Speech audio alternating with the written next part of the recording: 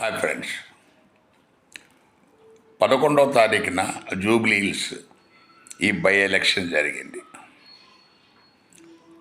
So Jubilee hills, Banjara hills అంటే elite people, బాగా చదువుకున్న వాళ్ళు, డబ్బున్న వాళ్ళు, తర్వాత సీనియర్ ఆర్టిస్టులు, ఇతర సినీ పరిశ్రమతో సంబంధం ఉన్న వాళ్ళు, ఈ ఐటీకి సంబంధించి చాలా మనకు ఇంపార్టెంట్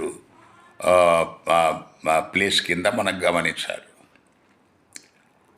అంటే వీళ్ళందరూ జ్ఞానవంతులుగా మనం గమనిస్తే మనము పప్పులో కాలేసినట్టే.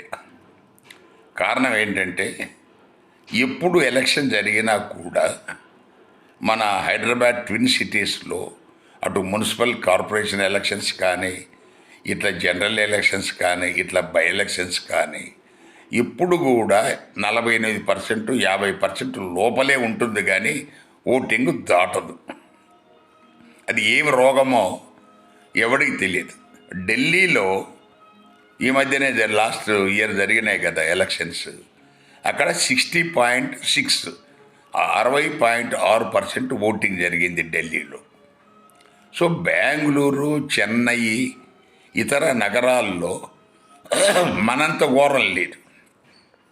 మరి హైదరాబాద్కి ఏం రోగం ఉంది ఇక్కడ? ఎందుకు ఎప్పుడు చూసినా కూడా మనకు 50% కూడా అంటే వీళ్ళు ఓటేయకపోతే దీని అర్థం ఏంటి?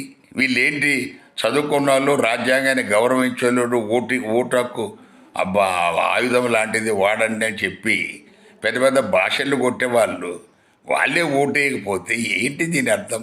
ఇదేమి ప్రజాస్వామ్యం? ఆలోచించండి. Thank you.